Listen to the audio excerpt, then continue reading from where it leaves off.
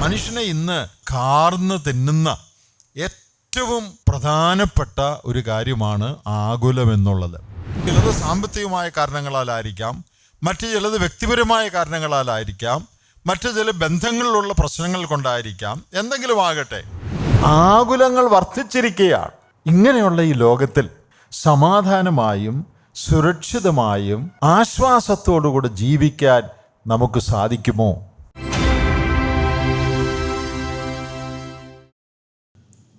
Anxiety, ആകുല ചിന്ത, അതിനെക്കുറിച്ചാണ് ഇന്ന് നിങ്ങളോട് ചില കാര്യങ്ങൾ പ്രാരംഭമായിട്ട് പറയാൻ ഞാൻ ആഗ്രഹിക്കുന്നത്. ഈ ആങ്സൈറ്റി അല്ലെങ്കിൽ വറി എന്നൊക്കെ നമ്മൾ പറയും. അതിന് ഗ്രീക്ക് ഭാഷയിൽ ഉള്ള വാക്കിൻ്റെ അർത്ഥം, വേദപുസ്തകത്തിൽ ഉപയോഗിച്ചിരിക്കുന്ന വാക്കിൻ്റെ അർത്ഥം ടിയർ ഇൻ ടു പീസസ് എന്നാണ്. എന്ന് പറഞ്ഞാൽ കഷ്ണങ്ങളായിട്ട് മുറിക്കുക, പിച്ചി ചീന്തുക, അതാണ് ആ വാക്കിൻ്റെ അർത്ഥം. Literal meaning. ഒരു കടലാസ് എടുത്ത്, നമുക്ക് വേണ്ടാത്ത കടലാസ് ആണെങ്കിൽ അത് പിച്ചി ചീന്തി നമ്മൾ ചവറ്റുകൊട്ടയിലിട്ടിടും. അങ്ങനെ ടിയർ ഇൻ ടു പീസസ്, പിച്ചി ചീന്തുക എന്നാണ് ആ വാക്കിൻ്റെ, ആ ആങ്സൈറ്റി എന്നുള്ള വാക്കിൻ്റെ ഗ്രീക്ക് ഭാഷയിലെ ഉപയോഗിച്ചിരിക്കുന്ന വാക്കിൻ്റെ അർത്ഥം.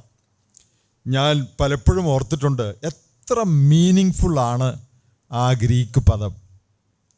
That is what anxiety does, അല്ലേ? ആകുലം എന്താ ചെയ്യുന്നത്? വറി എന്താ ചെയ്യുന്നത്? നമ്മളെ പിച്ചി ചീന്തുക. രാത്രി കിടന്നാൽ തിരിഞ്ഞും മറിഞ്ഞും കിടക്കുന്നു, പക്ഷേ ഉറക്കം വരുന്നില്ല. നമ്മുടെ മനസ്സിനെ കഷ്ണങ്ങളായിട്ടത് മുറിക്കുകയാണ്. അതാണ് ആകുലം ചെയ്യുന്നത്.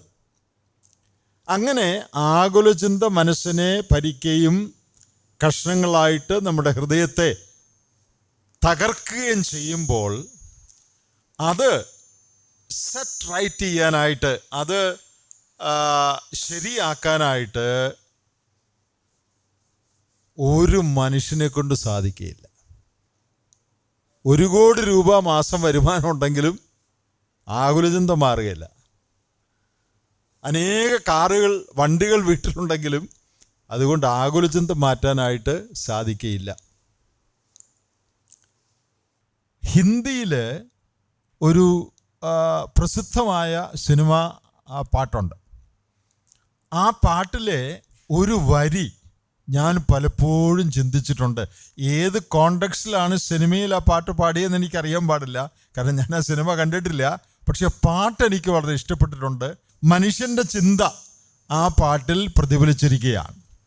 അതിനകത്ത് ആ പാട്ടുകാരൻ പറയുന്നത്, മന്ദിർ ഗിർത്ത ഫിർ ബൻ ജാത്ത ദിൽ കോ കോൻ സംഭാലിയെ. ഒരു കെട്ടിടം വീണാൽ, തകർന്നു വീണാൽ പിന്നെയും അത് പണിയാം, പക്ഷേ മനസ്സിനെ സംഭാലന, സൂക്ഷിക്കുക, അതിനെ പണിയാൻ ആരെ കൊണ്ട് പറ്റും? ഏതോ ഒരു സിനിമാ കഥയിലെ ഏതോ ദുഃഖം സംഭവിച്ച ഒരാൾ പാടുന്ന പാട്ടാണ്. മന്ദിർ ഗിർത്ത ഫിർ ബൻ ജാത്ത ദിൽ കോ കോൻ സംഭാലെ. ഒരു കെട്ടിടം വീണാൽ, മന്ദിരം വീണാൽ അതിനെ പിന്നെയും പണിയാൻ സാധിക്കും, പക്ഷേ മനസ്സിനെ ആർക്ക് പണിയാൻ സാധിക്കും? മനസ്സിനെ ആർക്ക് സംരക്ഷിക്കാൻ, സൂക്ഷിക്കാൻ സാധിക്കും? ഒരിക്കൽ ഒരു ഫെവിക്കോൾ എന്ന് പറഞ്ഞാൽ എല്ലാവർക്കും അറിയാമല്ലോ, അല്ലേ? സാധനങ്ങൾ ഇങ്ങനെ ഒട്ടിക്കുന്ന ഒരു പശയാണ് ഫെവിക്കോൾ. അതിൻ്റെ പല പേരുകളിലുണ്ട് ഫെവിക്കോൾ. അതിലൊരു ഫെവിക്കോൾ കമ്പനിയുടെ എലിഫൻറ്റ് മാർക്കാണെന്നാണ് എൻ്റെ ഓർമ്മ. അങ്ങനെയുള്ള ഒരു ഫെവിക്കോൾ കമ്പനിയുടെ പരസ്യത്തിൽ ഇങ്ങനെ എഴുതിയിട്ടുണ്ട്, this will fix anything except broken hearts. നല്ല അഡ്വർടൈസ്മെൻ്റ് ആണല്ലേ. ആ ഫെവിക്കോൾ കമ്പനിക്കാരെന്താ പറയുന്നത്? ലോകത്തിലെ ഏത് പൊട്ടിയ സാധനത്തെയും ഇത് ചേർക്കും, ഫിക്സ് ചെയ്യും, ഒരെണ്ണം മാത്രം ഒക്കുകയില്ല. അതേതല്ല അവർ സംഭവിച്ചത്? എന്താ? Broken hearts. തകർന്ന ഹൃദയത്തെ മാത്രം ഫിക്സ് ചെയ്യാൻ ഈ ഫെവിക്കോളിനൊക്കെ ഇല്ല, ബാക്കി ഏത് സാധനത്തെയും ഫിക്സ് ചെയ്യും. വളരെ മീനിങ് ഫുൾ ആയിട്ടുള്ള ഒരു അഡ്വർടൈസ്മെൻ്റാണ്. ഞാൻ പറഞ്ഞത്, ഇന്നത്തെ മനുഷ്യൻ്റെ ഏറ്റവും വലിയൊരു പ്രശ്നം നാളെയെക്കുറിച്ചുള്ള ചിന്ത അനേക കാര്യങ്ങളെക്കുറിച്ചുള്ള വറി, ആങ്സൈറ്റി, ആകുലം, അത് മനുഷ്യന് വലിയ പ്രശ്നമാണ്. രാത്രി ഉറക്കം നഷ്ടപ്പെടുത്തുന്നു. ചെയ്യുന്ന കാര്യങ്ങൾ കോൺസെൻട്രേറ്റ് ചെയ്യാനായിട്ട് സാധിക്കുന്നില്ല. അതിൽ പലതും കുടുംബ പ്രശ്നങ്ങൾ കൊണ്ടാണ്. എല്ലാം കുടുംബ പ്രശ്നങ്ങൾ കൊണ്ടല്ല. മറ്റു ചിലത് സാമ്പത്തികമായ കാരണങ്ങളാലായിരിക്കാം, മറ്റു ചിലത് വ്യക്തിപരമായ കാരണങ്ങളാലായിരിക്കാം, മറ്റു ചില ബന്ധങ്ങളിലുള്ള പ്രശ്നങ്ങൾ കൊണ്ടായിരിക്കാം. എന്തെങ്കിലും ആകട്ടെ, മനുഷ്യനെ ഇന്ന് ഭരിക്കുന്ന, കാർന്ന് തിന്നുന്ന ഏറ്റവും പ്രധാനപ്പെട്ട ഒരു കാര്യമാണ് ആകുലം എന്നുള്ളത്. നാം ചിന്തിച്ചു നോക്കിയാൽ മനുഷ്യന് ഏറ്റവും കുറച്ച് ആകുലം ഉണ്ടാകേണ്ട കാലമല്ലേ ഇത്? ശാസ്ത്രീയമായ പുരോഗമനവും കമ്മ്യൂണിക്കേഷൻ്റെ സ്പീഡും ഒക്കെ നോക്കിയാൽ മനുഷ്യൻ ഏറ്റവും സന്തോഷമായിട്ട് ജീവിക്കേണ്ട കാലമല്ലേ ഇത്, അല്ലേ? എന്ത് എളുപ്പത്തിലാണ് എല്ലാ കാര്യവും സാധിക്കുന്നത്. എനിക്ക് നിങ്ങൾക്ക് അല്പം പണം അയക്കണമെങ്കിൽ, 10,000 രൂപ അയക്കണമെങ്കിൽ ബാങ്കിലും പോകണ്ട, എങ്ങും പോകണ്ട. എൻ്റെ ഫോൺ എടുത്ത് 2-3 ഞെക്കിയാൽ മതി, കാശ് നിങ്ങളുടെ കയ്യിലെത്തി. എന്തോരം എളുപ്പമായ കാര്യങ്ങൾ. നമുക്ക് ഒരിടത്തോട്ട് യാത്ര ചെയ്യണമെങ്കിൽ തന്നെ എത്ര വേഗത്തിലാണ് വിമാനത്തിലും മറ്റും പോകാനായിട്ട് സാധിക്കുന്നത്.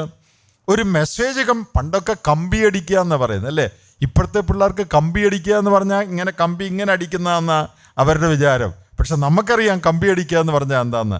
ടെലിഗ്രാം വന്നു എന്നൊക്കെ പറയുമ്പോൾ പണ്ട് ട്രങ്ക് കോൾ ബുക്ക് ചെയ്തിട്ട് വെയിറ്റ് ചെയ്യുകയാണ്. അമേരിക്കയിൽ നിന്ന് ഒരാൾ വിളിക്കുന്നു, ഇനി അരമണിക്കൂർ കഴിയുമ്പോൾ കോള് കിട്ടുമെന്നൊക്കെയാണ് പറയുന്നത്.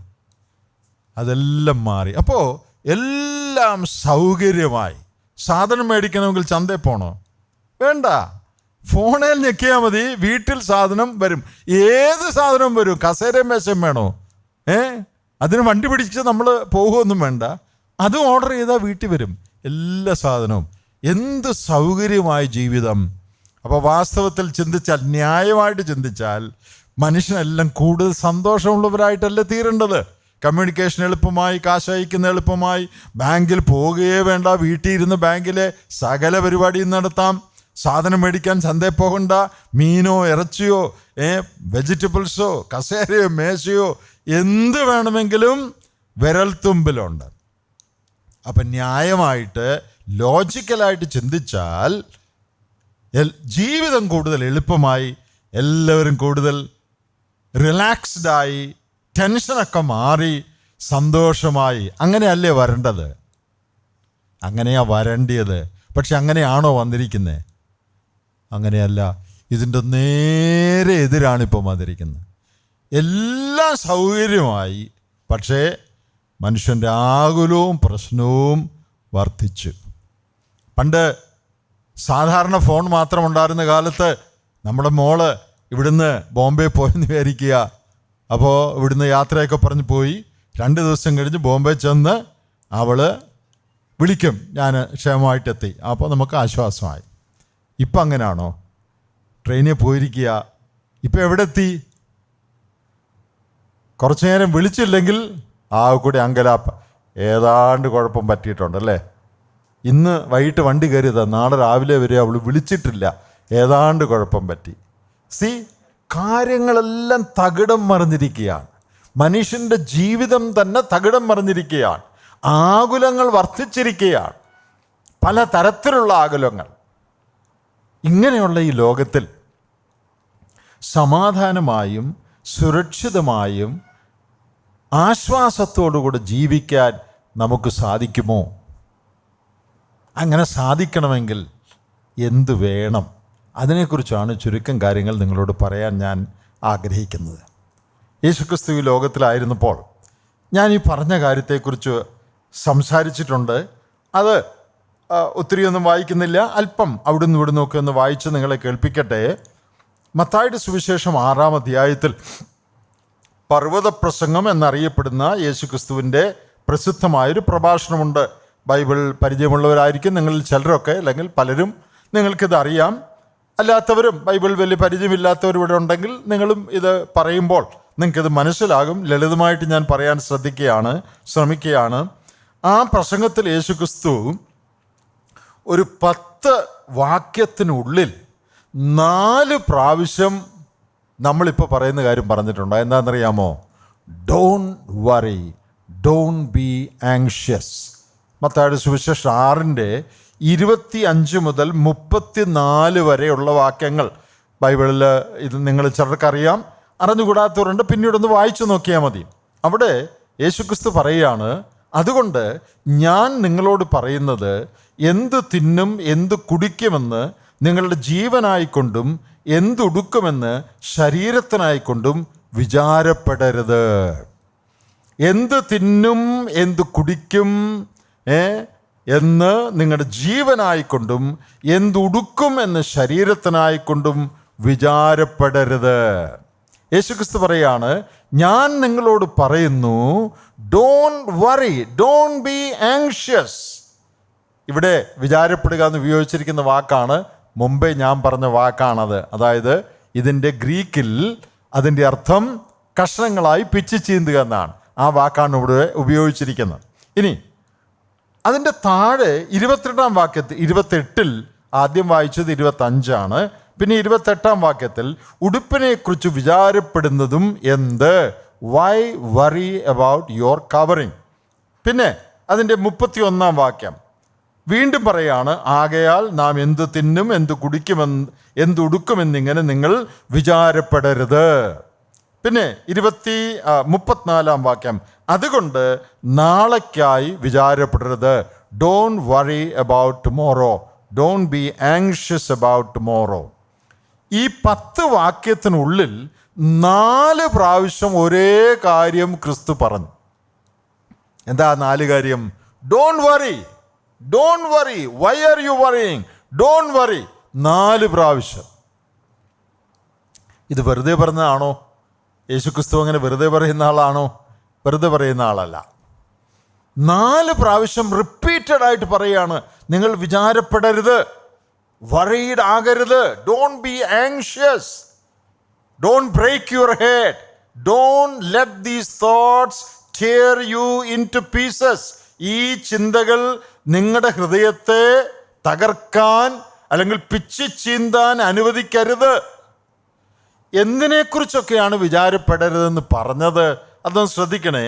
എന്ത് തിന്നും എന്ത് കുടിക്കും, അത് ആഹാരത്തിൻ്റെ കാര്യമാണ്. പിന്നെ എന്തുടുക്കും, അത് വസ്ത്രത്തിൻ്റെ കാര്യമാണ്. അവിടെ ഉടുക്കുക എന്നുള്ള വാക്ക് what shall we cover ourselves with, cover എന്നുള്ള വാക്കാണ്. ആ കവർ എന്ന് ഇവിടെ ഉപയോഗിച്ചിരിക്കുന്ന വാക്ക് തലയ്ക്ക് മുകളിലുള്ള കവറിങ്ങിന് ഉപയോഗിക്കാവുന്ന വാക്കാണ്. അപ്പോൾ covering of the body and covering above your head. നമ്മുടെ തലയ്ക്ക് മുകളിലുള്ള കവറിങ് ഇതാ റൂഫാണ്, അതായത് വീട്. അപ്പോൾ ഇവിടെ കവറിങ് എന്ന് പറഞ്ഞിരിക്കുന്നത് ശരീരത്തിൻ്റെ കവറിങ്ങിന് ആ വാക്ക് ഉപയോഗിക്കാം. അതേ വാക്ക് തന്നെയാണ് തലയ്ക്ക് മുകളിലുള്ള കവറിങ്ങിന് ഉപയോഗിക്കുന്നതെന്ന് ഞാൻ പറഞ്ഞു കേട്ടിട്ടുണ്ട്.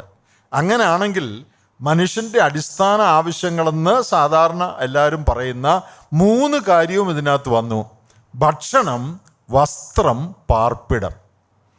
ഭാരതീയ ഭാഷയിൽ, നമ്മുടെ ഇന്ത്യയിലെ ഭാഷയിൽ റൊട്ടി, കപ്പട ഔർ മക്കാൻ. ഈ 3 കാര്യം മനുഷ്യൻ ഏറ്റവും അധികം വറീഡായിരിക്കുന്ന 3 കാര്യങ്ങളാണിത്. എന്തു തിന്നും എന്തു കുടിക്കും. എന്തിനാ എല്ലാവരും ജോലിക്ക് പോകുന്നത്? എന്തിനാ കൃഷി ചെയ്യുന്നത്? എന്തിനാ കച്ചവടം നടത്തുന്നത്? എന്തിനാ ബിസിനസ് നടത്തുന്നത്? ഇതിനു വേണ്ടിയല്ലേ. സാപ്പാട്, ഭക്ഷണം കഴിക്കണം. പിന്നെ ഭക്ഷണം മാത്രമല്ല, വസ്ത്രം ധരിക്കണം. പിന്നെ ഒരു വീട് വെക്കണം. എല്ലാവരുടെയും ആഗ്രഹം അതാ അല്ലേ? ഒരു സ്വന്തമായിട്ട് വാടക വീട്ടിൽ എത്ര ആളാണ് കഴിയുന്നത്? ഒരു വീട് വെക്കണം. ഈ 3 കാര്യങ്ങളാണ് മനുഷ്യൻ്റെ ഏറ്റവും പ്രധാനപ്പെട്ട ആവശ്യങ്ങളായിട്ട് മനുഷ്യൻ വിചാരിക്കുന്നത്. അതിനുവേണ്ടി തലപുകഞ്ഞ് ആലോചിക്കുകയാണ്, ഉറക്കം കളയുകയാണ്, രാവിലെ മുതൽ വൈകിട്ട് വരെ അധ്വാനിക്കുകയാണ്, വളരെ കഷ്ടപ്പെടുകയാണ് ഈ 3 കാര്യങ്ങൾക്ക് വേണ്ടി. യേശുക്രിസ്തു പറയാണ്, ഈ 3 കാര്യങ്ങളെക്കുറിച്ച് നിങ്ങൾ വിചാരപ്പെടരുത്. പിന്നെ എന്താ വിചാരപ്പെടാനുള്ളത് അല്ലേ? മനുഷ്യൻ്റെ ബേസിക് നീഡ്സ് എന്ന് പറയുന്നത് ഇത് 3 കാര്യമാണ്. ഈ 3 കാര്യത്തെക്കുറിച്ച് ആരും ഇനിയും വിഷമിക്കണ്ട. പിന്നെ എന്തിനെക്കുറിച്ചാണ് വിഷമിക്കണ്ടേ? പിന്നെ എന്തിനെക്കുറിച്ചാണ് ചിന്തിക്കേണ്ടത്? ഈ 3 കാര്യത്തെക്കുറിച്ച് പറയേണ്ട. പിന്നെ ഏത് കാര്യത്തെക്കുറിച്ചാണ് പറയേണ്ടത്? ഏത് കാര്യമായിരിക്കണം നമ്മുടെ കൺസേൺ? ഏത് കാര്യമായിരിക്കണം നമ്മുടെ മുഖ്യ വിഷയം? ഈ 3 കാര്യം ഇനി നിങ്ങൾ മുഖ്യ വിഷയമായിട്ട് വിചാരിക്കണ്ട. പിന്നെ ഏത് വിഷയമാണ് വിചാരിക്കേണ്ടത്? അതിന് താഴെ പറഞ്ഞിട്ടുണ്ട്, അതിൻ്റെ 33-ാം വാക്യത്തിൽ, മുമ്പേ അവൻ്റെ രാജ്യവും നീതിയും അന്വേഷിപ്പീൻ. അവൻ്റെ എന്ന് പറഞ്ഞിരിക്കുന്നത് ദൈവത്തിൻ്റെ കാര്യമാണ്. ദൈവത്തിൻ്റെ കാര്യം, അതിനെക്കുറിച്ച് നിങ്ങൾ കൺസേൺഡ് ആകണം. ദൈവത്തോടുള്ള ബന്ധം, A personal relationship with your creator God, അതിനെക്കുറിച്ച് നിങ്ങൾ കൺസേൺഡ് ആകണം. ദൈവത്തെ എങ്ങനെ പ്രസാദിപ്പിക്കാം, ദൈവത്തോട് ചേർന്ന് ജീവിതം എങ്ങനെ പണിതെടുക്കാം, വ്യക്തിപരമായി ദൈവവുമായിട്ടൊരു ബന്ധം എങ്ങനെ സ്ഥാപിക്കാം, ദൈവത്തിന് പ്രസാദമുള്ള നിലയിൽ ജീവിതത്തെ എങ്ങനെ ക്രമീകരിക്കാം, അതിനെക്കുറിച്ചായിരിക്കണം നിങ്ങളുടെ കൺസേൺ. അപ്പം മറ്റേ കാര്യമോ, ദൈവത്തെക്കുറിച്ച് മാത്രം കൺസേൺ ആയിട്ടിരുന്നാൽ മതിയോ? അപ്പം തിന്നുകയും കുടിക്കുകയൊക്കെ ചെയ്യുന്ന കാര്യം എന്തായി? അതും പറഞ്ഞിട്ടുണ്ട്. ഇതിനെക്കുറിച്ച് നിങ്ങൾ കൺസേൺഡ് ആകുമ്പോൾ മറ്റേ കാര്യമെല്ലാം നിങ്ങൾക്ക് കിട്ടും. ഓഹോ, അങ്ങനാണോ? നിങ്ങളിത് കേട്ടിട്ടുണ്ടോ? ഇതിനെക്കുറിച്ച് ചിന്തിച്ചിട്ടുണ്ടോ? ദൈവത്തിന് ജീവിതത്തിൽ കൊടുക്കേണ്ട സ്ഥാനം കൊടുക്കുകയും ദൈവവുമായിട്ട് വ്യക്തിപരമായൊരു ബന്ധത്തിലേക്ക് നാം വരികയും ചെയ്യുമ്പോൾ നമ്മുടെ മറ്റ് കാര്യങ്ങളെല്ലാം ദൈവം നോക്കിക്കൊള്ളും. അതാണ് 33-ാം വാക്യം, മുമ്പേ അവൻ്റെ രാജ്യവും നീതിയും അന്വേഷിപ്പീൻ. ഇംഗ്ലീഷിൽ സീക്ക് ye ഫസ്റ്റ്. സീക്ക് എന്ന് പറഞ്ഞാൽ അന്വേഷിക്കുക. നിങ്ങൾ ദൈവകാര്യം ആദ്യം അന്വേഷിക്കണം. അപ്പോൾ ഇതെല്ലാം, ഏതെല്ലാം? ഈ മോളിൽ പറഞ്ഞ കാര്യങ്ങളെല്ലാം, നമ്മുടെ മറ്റെല്ലാ ആവശ്യങ്ങളും ദൈവം നിങ്ങൾക്ക് തരും. So when you take care of God's business, God will take care of your business. ദൈവത്തിൻ്റെ കാര്യം നിങ്ങൾ നോക്കുമ്പോൾ നിങ്ങളുടെ കാര്യം ദൈവം നോക്കും. ഇത് പറഞ്ഞത് യേശുക്രിസ്തുവാണ്. ഇങ്ങനെ ചുമ്മാ പറയാൻ പറ്റുമോ?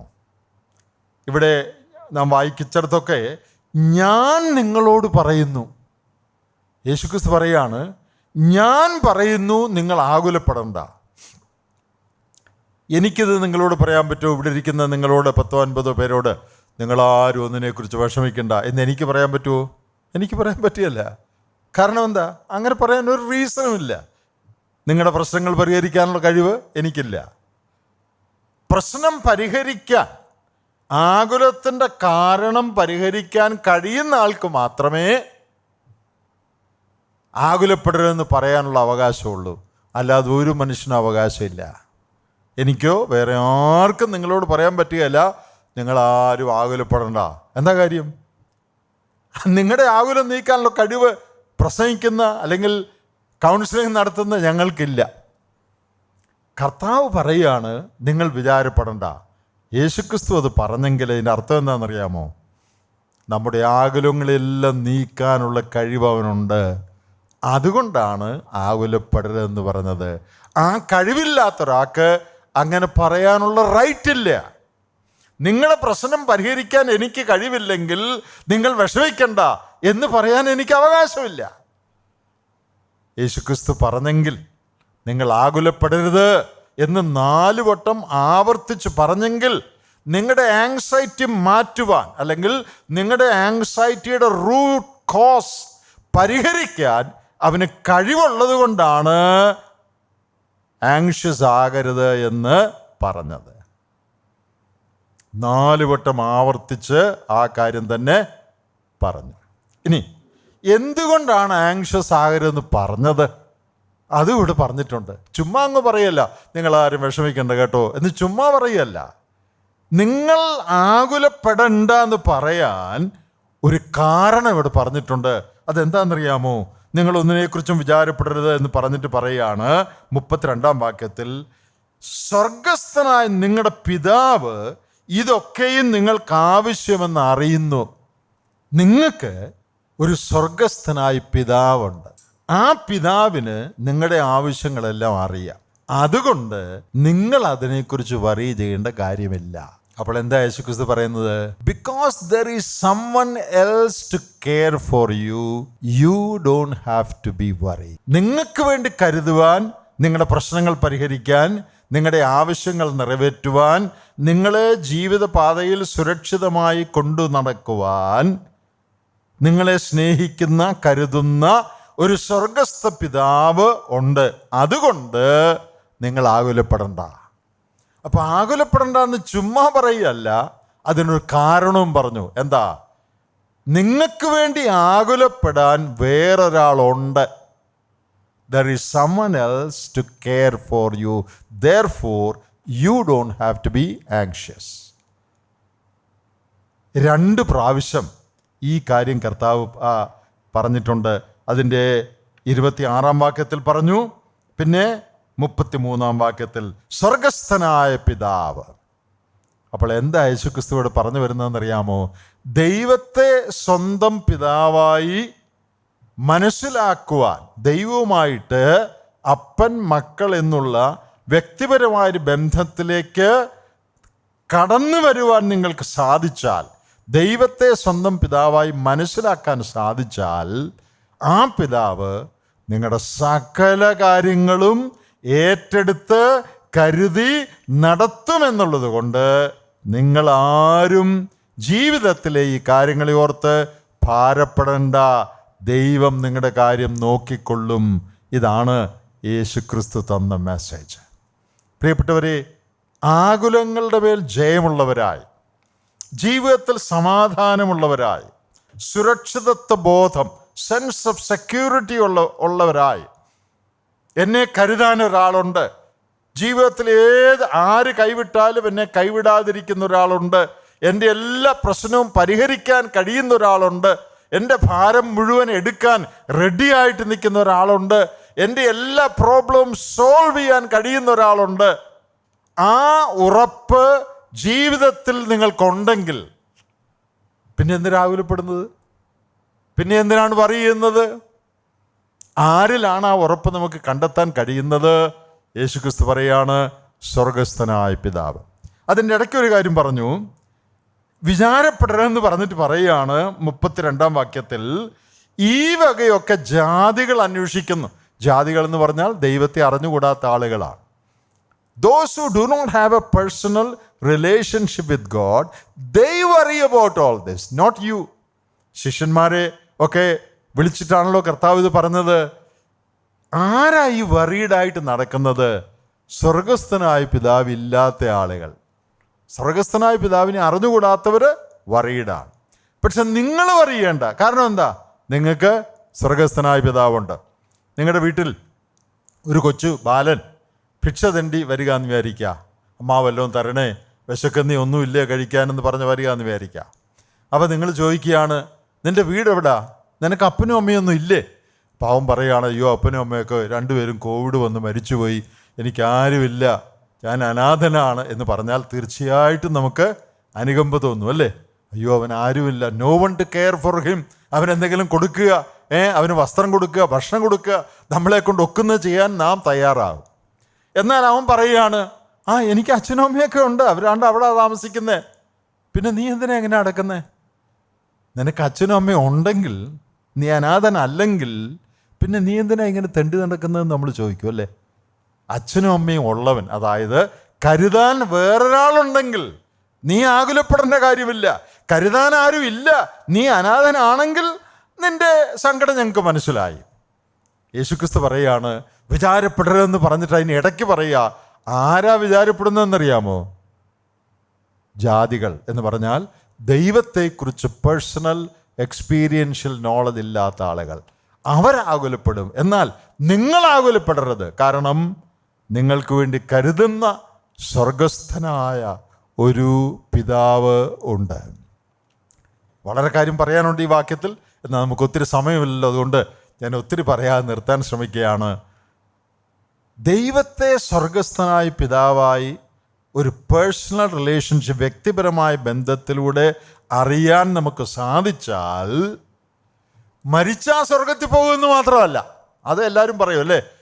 പാപങ്ങളൊക്കെ മോചിക്കപ്പെട്ടാൽ മരിച്ചാൽ സ്വർഗത്തിൽ പോകും. ശരി തന്നെ, ഞാനും അത് പറയുന്ന ആളാണ്. പക്ഷേ അതുമാത്രമല്ല, ഈ ലോകത്തിൽ ജീവിക്കുമ്പോൾ നമ്മുടെ ജീവിതത്തിൻ്റെ സകല ഭാരങ്ങളും സകല പ്രശ്നങ്ങളും പരിഹരിച്ച് അതിൻ്റെ മധ്യത്തിൽ കൂടെ കൈപിടിച്ച് നമ്മെ നടത്തുവാൻ ദൈവത്തിന് കഴിയും. യേശുക്രിസ്തുവിൽ കൂടെ ദൈവത്തെ ഒരാൾക്ക് അറിയാൻ സാധിക്കുമ്പോൾ മരണശേഷം ഭാവിയിൽ നരകത്തിൽ പോകുകയല്ല സ്വർഗത്തിൽ പോകും എന്നുള്ളത് മാത്രമല്ല, അതുണ്ട്. ഇതൊരു ടോട്ടൽ പാക്കേജാണ്. എൻ്റെ ജീവിതത്തിലെ സകല ഉത്തരവാദിത്വങ്ങളും സകല ആവശ്യങ്ങളും ദൈവം അണ്ടർടേക്ക് ചെയ്യുകയാണ്. ദൈവം, നമ്മുടെ അഖിലാണ്ടത്തിൻ്റെ ഉടയവനായ ദൈവം നമ്മുടെ ടോട്ടൽ റെസ്പോൺസിബിലിറ്റി എടുത്താൽ, ജീവിതത്തിൻ്റെ പൂർണ്ണ ഉത്തരവാദിത്വം എടുത്താൽ, പിന്നെ എന്തിനെക്കുറിച്ചാണ് നമ്മൾ പറയേണ്ടത്? എനിക്ക് നാളെ കാശ് കിട്ടുമോ? കല്യാണം നടക്കുമോ? പിള്ളേരുടെ കാര്യം എന്താവും? വീട് പണിയാൻ ഒക്കുമോ? എൻ്റെ ആരോഗ്യത്തിന് എന്ത് പറ്റും? കൊച്ചിൻ്റെ പഠിത്തം എന്താകും? ഇതുമെല്ലാം പറയേണ്ട ആവശ്യമുണ്ടോ? ഉണ്ടോ? ആരാ എൻ്റെ ടോട്ടൽ റെസ്പോൺസിബിലിറ്റി എടുത്തിരിക്കുന്നത്? അഖിലാണ്ടത്തിൻ്റെ ഉടയവനായ ദൈവം, വാക്കിനാൽ സകലത്തെയും സൃഷ്ടിച്ച ദൈവമാണ് എൻ്റെ ജീവിതത്തിൻ്റെ ഉത്തരവാദിത്വം എടുത്തിരിക്കുന്നത്. എങ്കിൽ അങ്ങനെ ഒരു ബന്ധം ദൈവമായിട്ട് എനിക്കുണ്ടെങ്കിൽ പിന്നെ ഈ ലോകത്തിൽ ഒന്നിനെക്കുറിച്ചും വിചാരപ്പെടാൻ എനിക്ക് അവകാശമില്ല. നിങ്ങൾ ഓർക്കണം, വേദപുസ്തകത്തിൻ്റെ ആദ്യ പേജുകളിൽ ദൈവം ഭൂമിയെ സൃഷ്ടിച്ച കാര്യം പറഞ്ഞിട്ടുണ്ട്, സകലത്തെയും സൃഷ്ടിച്ച കാര്യം. 6 ദിവസം കൊണ്ട് സകലത്തെയും സൃഷ്ടിച്ചു. എന്നിട്ട് 6-ാമത്തെ ദിവസം ഒടുവിലാണ് മനുഷ്യനെ സൃഷ്ടിച്ചത്. ഉൽപ്പത്തി പുസ്തകം ആദ്യ അധ്യായങ്ങൾ വായിച്ചാൽ ഇത് മനസ്സിലാവും. 7-ാം ദിവസം, അതായത് സൃഷ്ടി കഴിഞ്ഞ് 7-ാം ദിവസം എന്ത് ദിവസമാണ്? സ്വസ്ഥതയുടെ, റെസ്റ്റിൻ്റെ ദിവസമാണ്, ശബത്തിൻ്റെ ദിവസമാണ്. അന്ന് ദൈവം വിശ്രമിച്ചു. 6 ദിവസം പണി ചെയ്തു. ഒടുവിൽ 6-ാം ദിവസം മനുഷ്യനെ ഉണ്ടാക്കി, 7-ാം ദിവസം വിശ്രമിച്ചു. അപ്പം മനുഷ്യൻ്റെ ആദ്യ ദിവസം ഏതാ? മനുഷ്യൻ്റെ ആദ്യ ദിവസം 7-ാം ദിവസമാണ്, അല്ലേ? അതെന്ത് ദിവസമാണ്? റെസ്റ്റിൻ്റെ ദിവസമാണ്. ദൈവത്തിൻ്റെ ഒടുവിലത്തെ ദിവസമാണ് 7-ാം ദിവസം എന്ന് പറഞ്ഞാൽ 6 ദിവസം അധ്വാനിച്ചിട്ട് എല്ലാം ഉണ്ടാക്കി ഒടുവിലാണ് ദൈവം റെസ്റ്റ് ചെയ്തു എന്ന് പറഞ്ഞിരിക്കുന്നത് 7-ാം ദിവസം. പക്ഷെ മനുഷ്യൻ്റെ ആദ്യത്തെ ദിവസം 7-ാം ദിവസമാണ്, അത് റെസ്റ്റിൻ്റെ ദിവസമാണ്. അതിൻ്റെ അർത്ഥം എന്താണെന്നറിയാമോ? God wants man to start or begin his life from the foundation of rest. മനുഷ്യൻ വിശ്രമത്തിൽ നിന്നാണ് അവൻ്റെ ജീവിതം ആരംഭിക്കേണ്ടത്. His heart should always be at rest. അവൻ്റെ ഹൃദയം റെസ്റ്റ്ഫുൾ ആയിരിക്കണം, ആകുലമില്ലാത്തതായിരിക്കണം. 6 ദിവസം കൊണ്ട് ദൈവം സകലവും സൃഷ്ടിച്ചു എന്ന് പറഞ്ഞാൽ മനുഷ്യന് വേണ്ടതെല്ലാം ഉണ്ടാക്കി, ഫലങ്ങളും വൃക്ഷങ്ങളും തോട്ടവും എല്ലാം ഉണ്ടാക്കി. ഇനി മനുഷ്യൻ ദൈവത്തെ സ്നേഹിച്ച് ദൈവത്തോട് ചേർന്ന് നടന്നാൽ മാത്രം മതി. അവനൊന്നിനെക്കുറിച്ചും വിചാരപ്പെടേണ്ട, അയ്യോ ഇനി ഞാൻ എന്തോ ശാപ്പിടും എന്നവൻ ചിന്തിക്കേണ്ട. കാരണം ശാപ്പിടുന്നതിനുള്ളതെല്ലാം ഉണ്ടാക്കി കഴിഞ്ഞ അവനെ ഉണ്ടാക്കിയത്. അവനെ ഉണ്ടാക്കി കഴിഞ്ഞല്ല അവന് വേണ്ടതെല്ലാം ദൈവം ഉണ്ടാക്കിയത്. നമ്മളെ ഒരു കല്യാണത്തിന് വിളിച്ചാൽ ഇന്ന് കല്യാണത്തിന് പോയാൽ ഉച്ചയ്ക്ക് ഞാൻ എന്തോ കഴിക്കുമോ എന്ന് ആരെങ്കിലും ചിന്തിക്കുമോ? ഇല്ല. കല്യാണത്തിന് നമ്മളെ വിളിക്കുന്നതിന് 6 മാസം മുമ്പേ സ്ഥലവും ഫുഡും മെനുവും കേറ്ററിങ്ങും എല്ലാം ഉറപ്പിച്ച് അഡ്വാൻസും കൊടുത്തിട്ടാണ് നമ്മളെ കല്യാണത്തിന് വിളിക്കുന്നത്. കല്യാണത്തിന് ചെന്ന് കഴിഞ്ഞല്ല അവർ അയ്യോ ഇത്രയും ആൾ വന്നല്ലോ എന്തോ കൊടുക്കുമെന്ന് അവർ ചിന്തിക്കുന്നതാണോ? അല്ല. നമ്മളെ ഇൻവൈറ്റ് ചെയ്യുന്നതിന് മുമ്പേ അവർ മുഴുവൻ സെറ്റ് ചെയ്ത് കഴിഞ്ഞു. എന്നെയും നിങ്ങളെയും ഈ ലോകത്തിൽ വിടുന്നതിന് മുൻപ്, മനുഷ്യനെ ഈ ലോകത്തിലാക്കുന്നതിന് മുമ്പ് ദൈവം സകലവും സെറ്റ് ചെയ്ത് കഴിഞ്ഞു. ഈ ലോകത്തിൽ ജീവിക്കുവാൻ നമുക്ക് എന്തെല്ലാം വേണമോ അത് മുഴുവൻ സെറ്റ് ചെയ്തു. നമ്മുടെ ജോലി എന്താ? അയ്യോ ഞാൻ എന്ത് കഴിക്കും, കൊച്ചിൻ്റെ കല്യാണം എങ്ങനെ നടക്കും, അയ്യോ അത് നീ പറയണ്ട. നിന്നെ ഈ ലോകത്തിലാക്കുന്നതിന് മുമ്പേ അതെല്ലാം പ്ലാൻ ചെയ്തിട്ടാണ് തന്നെ ആക്കിയത്. നിന്റെ ജോലി എന്താ? മുമ്പേ അവൻ്റെ രാജ്യവും നീതിയും അന്വേഷിപ്പീൻ. ദൈവത്തിന് ജീവിതത്തിൽ 1-ാം സ്ഥാനം കൊടുക്കുക, ദൈവത്തെ പിതാവായി മനസ്സിലാക്കുക. അതെങ്ങനെ മനസ്സിലാക്കാമെന്നോട് പറഞ്ഞ് ഞാനിപ്പോൾ അവസാനിപ്പിക്കാം. യോഹന്നാൻ്റെ സുവിശേഷം 1-ാം അധ്യായത്തിൻ്റെ 12-ാമത്തെ വാക്യം, ഇത് പ്രസിദ്ധമായൊരു വാക്യമാണ്. ആ വാക്യത്തിൽ ദൈവത്തെ എങ്ങനെ നമുക്ക് പിതാവായി മനസ്സിലാക്കാൻ കഴിയും, ദൈവമക്കളായി നമുക്ക് എങ്ങനെ ഒരു പേഴ്സണൽ റിലേഷൻഷിപ്പിൽ പ്രവേശിക്കാൻ കഴിയുമെന്ന് പറഞ്ഞിട്ടുണ്ട്. 1:12 പറയുന്നത്, യേശുക്രിസ്തുവിനെ കൈക്കൊണ്ട് അവൻ്റെ നാമത്തിൽ വിശ്വസിക്കുന്ന ഏവർക്കും ദൈവമക്കൾ ആകുവാൻ അവൻ അധികാരം കൊടുത്തു. എന്തോ ഒരു സിമ്പിളായിട്ടുള്ള വാചകമാണ്.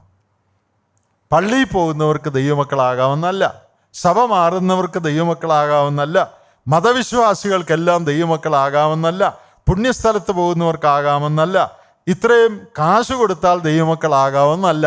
അങ്ങനെ അറിഞ്ഞ ലോകത്തിൽ പലർക്കും അത് പറ്റത്തില്ലായിരുന്നു. കാശില്ലാത്തവൻ എന്തോ ചെയ്യും? പുണ്യയാത്ര ചെയ്യാൻ ഒക്കാത്തവൻ എന്തോ ചെയ്യും? അതുകൊണ്ട് ലോകത്തിലെ സകല മനുഷ്യർക്കും പറ്റുന്ന ഒരു കണ്ടീഷനാണ് ദൈവം വെച്ചിരിക്കുന്നത്. അയ്യോ, ഇതെന്നെ കൊണ്ട് ഒക്കുകയല്ലോ എന്ന് പറയാൻ ആർക്കും പറ്റത്തില്ല. അതുകൊണ്ടാണ് ദൈവം മുമ്പിൽ ആർക്കും എക്സ്ക്യൂസ് ഇല്ലാത്തത്. എല്ലാവർക്കും ഒക്കുന്ന കാര്യമാണ് ദൈവം പറഞ്ഞിരിക്കുന്നത്. എന്താ? യേശുക്രിസ്തുവിനെ കൈക്കൊണ്ട്, ഇംഗ്ലീഷിൽ റിസീവ്, പിന്നെ അവൻ്റെ നാമത്തിൽ വിശ്വസിക്കുക.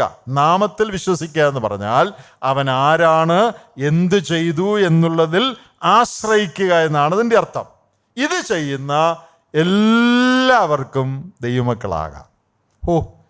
എന്തോ ഒരു സിമ്പിൾ ഫോർമുലയാ, എന്തോ ഒരു വലിയ പ്രിവിലേജാ. യേശുക്രിസ്തു ആരാണെന്നും അവൻ എനിക്ക് വേണ്ടി എന്ത് ചെയ്തു എന്നും വിശ്വസിച്ച് അവനെ റിസീവ് ചെയ്യുക, എൻ്റെ ഹൃദയത്തിലേക്ക് സ്വീകരിക്കുക, ജീവിതത്തിലേക്ക് ഇൻവൈറ്റ് ചെയ്യുക. അങ്ങനെ ചെയ്യുന്ന എല്ലാവർക്കും ദൈവത്തിൻ്റെ മക്കളാകാം. ഏത് സഭയാ, ഏത് കുലമാ, ഏത് ജാതിയാ, ഏത് ഭാഷയാ, അങ്ങനെ ഒരു ചോദ്യവുമില്ല. അവർ ദൈവമക്കളായാൽ പിന്നെ ഞാൻ ആദ്യം പറഞ്ഞ പോലെ അവരുടെ എല്ലാ ആവശ്യങ്ങളും എല്ലാ കാര്യങ്ങളും ദൈവം നോക്കിക്കൊള്ളും. അവരുടെ പാപങ്ങൾ മോചിക്കപ്പെടും. ഈ ലോക ജീവിതം കഴിഞ്ഞാൽ ദൈവത്തോടു കൂടെ സ്വർഗത്തിലായിരിക്കും എന്ന് മാത്രമല്ല, ഈ ലോകത്തിൽ ജീവിക്കുമ്പോൾ സകല കാര്യങ്ങളും ദൈവം അണ്ടർടേക്ക് ചെയ്യും. പ്രാർത്ഥനയിൽ നമ്മുടെ ആവശ്യങ്ങൾ ദൈവത്തോട് പറയുമ്പോൾ ആ കാര്യങ്ങൾ ഏറ്റവും നല്ല നിലയിൽ ദൈവം തക്ക സമയത്ത് നമുക്ക് നിറവേറ്റിത്തരും. നമ്മുടെ സകല ആകുലങ്ങളും ദൈവത്തിൻ്റെ മേലിട്ട് ദൈവവുമായി പേഴ്സണലായിട്ട് റിലേഷൻഷിപ്പിൽ പ്രവേശിച്ച് ഒരു പുതിയ ആളായിട്ട് വേണം ഇവിടുന്ന് പോകാൻ. സഭ മാറുന്ന കാര്യമല്ല നമ്മൾ പറയുന്നത്, മതം മാറുന്ന കാര്യമല്ല പറയുന്നത്. പിന്നെന്താ പറയുന്നത്? എന്നെ സൃഷ്ടിച്ച് എനിക്ക് ജീവനും ശ്വാസവും തന്ന ദൈവത്തിന് കൈ കൊടുക്കുന്ന കാര്യം, ദൈവവുമായിട്ട് വ്യക്തിപരമായൊരു ബന്ധമുണ്ടാകുന്ന കാര്യം. എന്നെ സ്നേഹിച്ച് ദൈവത്തിൽ നിന്ന് മനുഷ്യവർഗം അകന്ന് പാപത്തിൽ പോയപ്പോൾ ആ പാപത്തിൻ്റെ ശിക്ഷയാകുന്ന നരകം നാം സഹിക്കേണ്ട സ്ഥാനത്ത് നമുക്ക് വേണ്ടി സഹിക്കുവാൻ സ്വർഗത്തിൽ നിന്ന് മനുഷ്യനായി ഇറങ്ങി വന്ന യേശുക്രിസ്തു നമ്മുടെ എല്ലാവരുടെയും പാപങ്ങളുടെ ശിക്ഷ ദൈവത്തിൽ നിന്ന് നിത്യകാലം അകന്ന് നിത്യ നരകത്തിൽ നാം എല്ലാവരും നമ്മുടെ പാപങ്ങൾക്ക് അനുഭവിക്കേണ്ട ശിക്ഷ നമുക്ക് പകരം ക്രൂശ് മരണത്തിൽ യേശുക്രിസ്തു ആ ശിക്ഷ മുഴുവൻ സഹിച്ചു. ദൈവത്താൽ കൈവിടപ്പെടുന്ന ഭയങ്കരമായ അനുഭവമാണ് നരകം. ആ വേദന നമുക്ക് പകരം ക്രിസ്തു സഹിച്ചു. നിങ്ങൾ ചെയ്ത സകല കൊള്ളരുതായ്മയ്ക്കും ഞാൻ ചെയ്ത സകല പാപത്തിനുമുള്ള ഉത്തരവാദിത്വം യേശുക്രിസ്തു ഏറ്റെടുത്തു. അതിൻ്റെ ശിക്ഷ ക്രിസ്തു ക്രൂശ് മരണത്തിൽ സഹിച്ചു, മരിച്ചു, അടക്കപ്പെട്ടു, ഉയർത്തെഴുന്നേറ്റു എന്ന് ലോകരക്ഷിതാവായി ജീവിക്കുകയാണ്. നമ്മൾ വായിച്ചത്, അവനെ ആര് വിശ്വസിക്കുമോ, എൻ്റെ പാപത്തിൻ്റെ പരിഹാരത്തിനായിട്ടാണ് യേശുക്രിസ്തു മരിച്ചത്. ഞാൻ പാപിയാണ്, എൻ്റെ പാപത്തിൻ്റെ പരിഹാരം ശിക്ഷ ക്രിസ്തു സഹിച്ചു, അവനിൽ ഞാൻ ശരണപ്പെടുന്നു. എൻ്റെ പാപങ്ങളുടെ മോചനത്തിനായി ആ ക്രിസ്തുവിൽ ഞാൻ ആശ്രയിക്കുന്നു. എൻ്റെ ഹൃദയം തുറന്ന് അവനെ എൻ്റെ ഹൃദയത്തിലേക്ക് ഞാൻ സ്വീകരിക്കുന്നു. അവിടുന്നാണ് എൻ്റെ രക്ഷിതാവ്. എൻ്റെ ജീവിതത്തിൻ്റെ ഉത്തരവാദിത്വം ഞാൻ അങ്ങയെ ഏൽപ്പിക്കുന്നുവെന്ന് ആര് പറയുമോ അവർക്ക് ദൈവത്തിൻ്റെ മക്കളാകാൻ ദൈവം അനുവാദം കൊടുത്തു. ദൈവമക്കളായാൽ പാപങ്ങൾ മോചിക്കപ്പെട്ടു, ദൈവവുമായിട്ട് സമാധാനം ലഭിച്ചു. ഈ ലോക ജീവിതം കഴിഞ്ഞാൽ നിത്യത മുഴുവൻ ദൈവത്തോടു കൂടെ. അത് ശരി. എന്നാൽ അത് മാത്രമല്ല, നമ്മൾ ചിന്തിച്ച പോലെ നമ്മുടെ ജീവിതത്തിൻ്റെ പൂർണ്ണ ഉത്തരവാദിത്വം ദൈവം ഏറ്റെടുക്കുകയാണ്. എന്തൊരു വലിയ കാര്യമാണ്. ഇന്ന് തകർന്ന ജീവിതങ്ങളെ റിപ്പയർ ചെയ്യുന്ന, പുതുതാക്കുന്ന ആ വലിയ ജോലി കർത്താവ് സ്വർഗത്തിൽ ചെയ്തുകൊണ്ടിരിക്കുകയാണ്. നമ്മുടെ യോഗം നാം അവസാനിപ്പിക്കുമ്പോൾ നമുക്കിങ്ങനെ ചിന്തിച്ച് ഈ കാര്യം ഹൃദയത്തിൽ മനസ്സിലാക്കി അവസാനിപ്പിക്കാം. ഇന്ന് വരെയും വ്യക്തിപരമായ ദൈവവുമായിട്ടൊരു ബന്ധം നിങ്ങൾക്കുണ്ടായിട്ടില്ലെങ്കിൽ, നിങ്ങൾ മതവിശ്വാസിയായിരിക്കാം, സഭാവിശ്വാസിയായിരിക്കാം, ചിലപ്പോൾ അല്ലായിരിക്കാം, അതൊന്നും വിഷയമല്ല. എന്നാൽ ദൈവസന്നിധിയിൽ ഞാനൊരു പാപി, എൻ്റെ പാപത്തിൻ്റെ ശിക്ഷ യേശുക്രിസ്തു എനിക്ക് പകരം സഹിച്ചു. അതുകൊണ്ട് എൻ്റെ രക്ഷകനായി എൻ്റെ പാപങ്ങളുടെ മോചനത്തിന് വേണ്ടി ആ യേശുക്രിസ്തുവിൽ ഞാൻ ശരണപ്പെടുന്നു. എൻ്റെ ഹൃദയം തുറന്ന് ക്രിസ്തുവിനെ എൻ്റെ ഹൃദയത്തിലേക്ക് ഞാൻ സ്വീകരിക്കുന്നു. എൻ്റെ ഹൃദയത്തിൽ വരണം. എന്നെ നിൻ്റെ സ്വന്തമാക്കി തീർക്കണമെന്ന് കർത്താവിനോട് നിങ്ങൾ അപേക്ഷിക്കുമെങ്കിൽ കർത്താവ് നിങ്ങളുടെ ഹൃദയത്തിൽ വരും. അങ്ങനെയുള്ള എല്ലാവരും ദൈവമക്കളായിത്തീരും. അവരുടെ സകല ഉത്തരവാദിത്വവും ദൈവം ഏറ്റെടുക്കും. ഈ ലോകത്തിലും വരുവാനുള്ളതിലും ഏറ്റവും അനുഗ്രഹിക്കപ്പെട്ട, ആകുലമില്ലാത്ത, അല്ലെങ്കിൽ ആകുലങ്ങളൊക്കെ വരും മനുഷ്യ ജീവിതത്തിൽ, അതിനെ അതിജീവിക്കുവാനുള്ള കഴിവ് ലഭിച്ചവരായി നമുക്ക് ജീവിക്കാൻ സാധിക്കും. ആ അനുഭവത്തിലേക്ക് കടന്നു വരുവാൻ ഞങ്ങളുടെ എല്ലാ ബഹുമാന്യ ഗസ്റ്റിനെയും ഞങ്ങൾ ക്ഷണിച്ച് ഈ വാക്കുകൾ അവസാനിപ്പിക്കട്ടെ. ദൈവം നമ്മെ സഹായിക്കട്ടെ.